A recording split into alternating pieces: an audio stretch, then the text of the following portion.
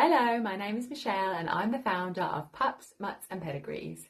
I wanted to introduce myself, just put a face to the name and share a little bit about my journey and how I became PMP.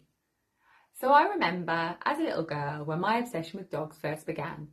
It was sparked by watching The Famous Five, the 1978 to 1979 TV adaptation, and seeing Timmy, the beautiful and intelligent border collie. I wanted one just like him. So I would drag around my toy elephant by the scarf, pretending it was my very own Timmy, my make-believe dog that came on many fictional adventures with me, and I adored him. But in reality, we were a cat family, and growing up and over time we had up to 8 furry felines. I loved them dearly, but deep down I always longed for a woofer of my very own. But my mum had been bitten by 2 dogs in separate incidents, so she did have a deep fear, and that was warranted. If she saw an off-lead dog running in our direction, she would grip tightly to the buggy with my sibling in it and warn, "Don't put your hands out, be careful of the dog." And I actually believe she thought that Bob, the slobbery boxer, who was clearly just interested in his tennis ball, was going to eat her child.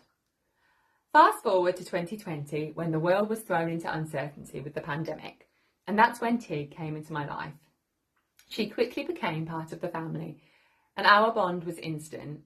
She's been a loyal, loving companion to me ever since, and she has played a huge role in deepening my connection to dogs.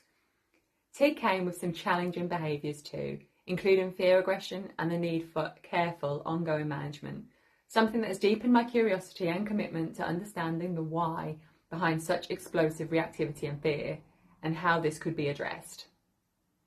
Through my time with Tig, I became more aware of how many dogs need understanding, patience and a different kind of support, especially those who've experienced trauma or just struggle to navigate the world in the way that we expect them to.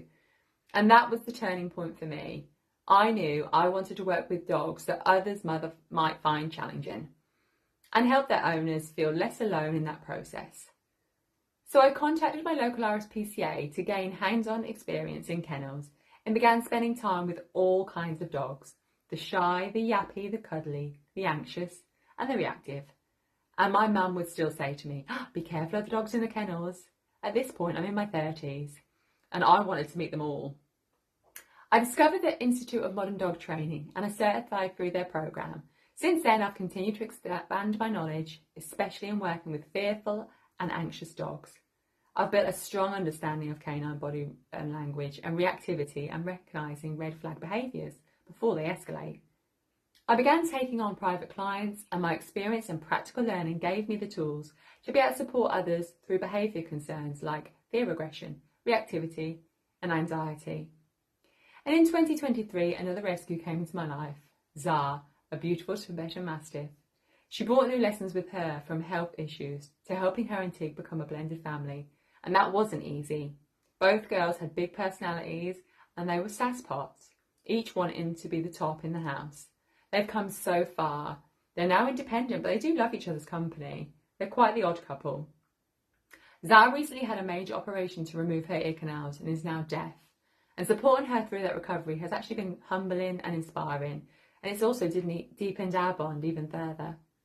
Today I work professionally alongside wonderful charities such as the RSPCA and the Second Chance Spaniel Rescue, as well as supporting private clients through everything from puppyhood to complex behavioural concerns.